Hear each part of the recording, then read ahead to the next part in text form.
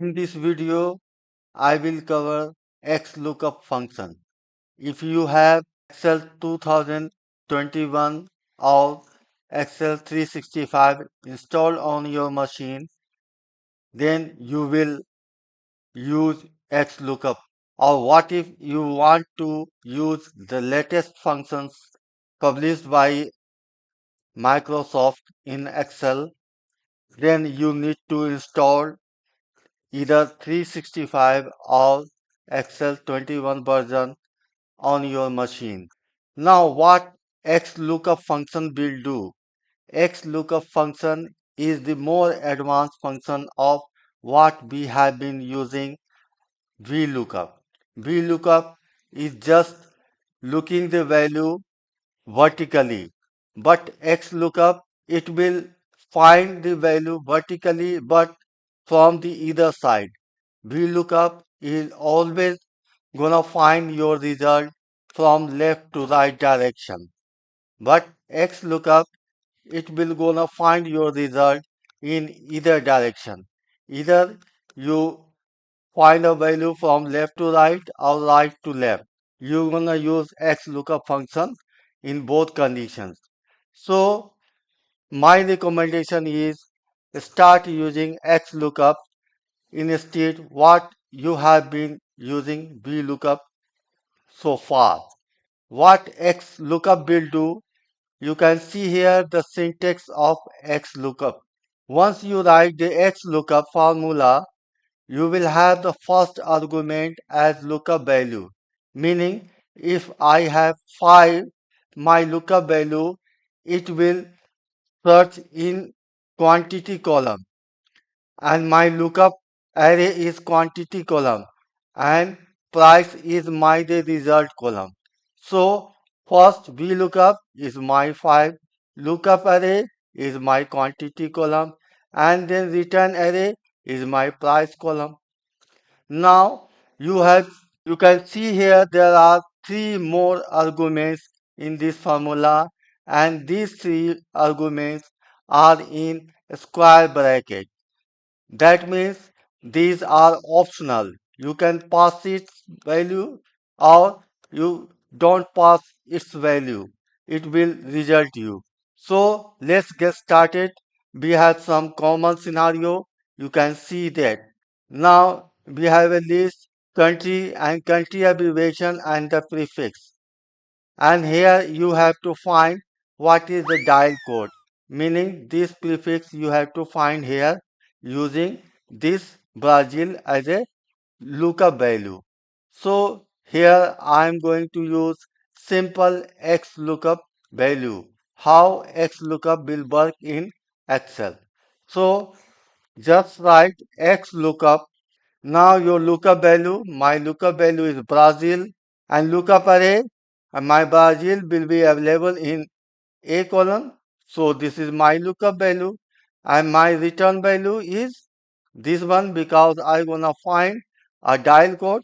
That's it. Now you can see Brazil here and my dial code is plus 55. You can make change as a China. You can see 86. So it's dynamically and very important functions which has Microsoft published in their latest version of Excel. Now with the second example, we have a list of employee ID, name and department. Now I have an employee ID here. I want to have an employee name and their department at once, meaning I will use a formula, meaning I will use a single formula, but I will have the result in 2 cells. So start writing X lookup, lookup value, my lookup value is this, lookup array, and this value gonna find in employee ID column. Now return array is my both because I have to find the employee name and their department all together. Now you can see I have only employee name but results we have in 2 cells, meaning one single formula will have your multiple result. You can make your changes 649. You will have the result accordingly. So these all are dynamic. Now, with the third example, I have the same sheet here, employee ID, employee name and department. We have a list of three arguments, three attributes. But I have here employee ID 799, which is not matching in this employee ID. What we do? Meaning, I go to show you that if record which you gonna find out, but this record is not found, then what will you do? Then gonna write X lookup, my lookup value is this, and my lookup array is this. And now I gonna find my result array is this. But in case my record is not found, because I know that 799 is not available as an employee ID in my list. So if not found, here optional value comes in as an argument. Now you can give here not found.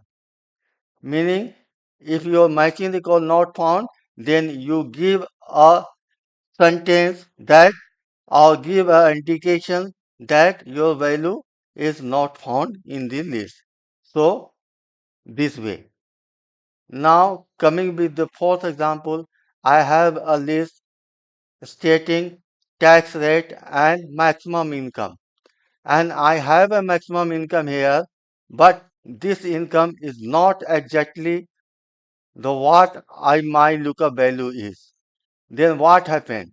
X lookup, my lookup value is this, and this is my lookup array. Now I gonna return array to select this one. But in this case, if not found, leave it because my value will gonna found, but something else. Now this one, I want to use 1, meaning the like we have used 1 in VLOOKUP, meaning true value. Now you're gonna see 24%. At 24% is here. How does it come 24%? You can see here 46,000 around 46,000. This is something in between these two range. So it will search the highest value.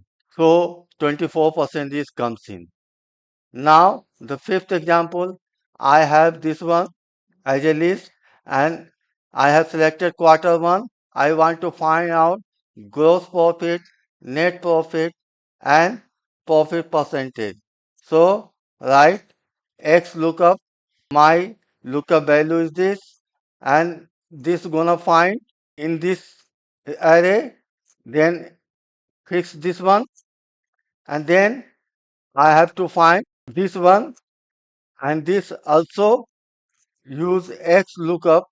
I have to find this one and this is my lookup array is this, so fix one. Now again X lookup, I gonna find this cell value and this cell is lookup array is my this and what is my result array, these are my result array. Now hit enter. You can see here. Now drag all this one. B3 is this, so you gonna fix this one. So B3, you gonna fix this one and this one is also fixed and C2. C2 is the same and now you gonna fix this one and you gonna fix this one too. So now the result is comes in. But you can see here, this gross profit is 25,000 is fine. Net profit is 19,342 is fine. But my profit percentage is 29.3. But here is 0 because for my format is wrong here for this cell. Because I have formatted it as a currency. Just click the percentage. You can see here the percentage. Now coming with the next example, here I am going to use a nested XLOOKUP so that I can find the total price of this month. Now I have grape and banana. You can see grape here and banana here. But I gonna select grape, pear, banana both because pear is in between grape and banana. And then we will find the sum of this 110.56 like this. So using sum, because I am going to find a sum using XLOOKUP. XLOOKUP, my lookup value is this, and this will be available in this column, and my return array is this one. Now close, then semicolon. Again, XLOOKUP, I gonna find this one, and this is available in this column, and my return array is this one. Now done. You can see here. This. You can see here 110.56. This is what my answer is.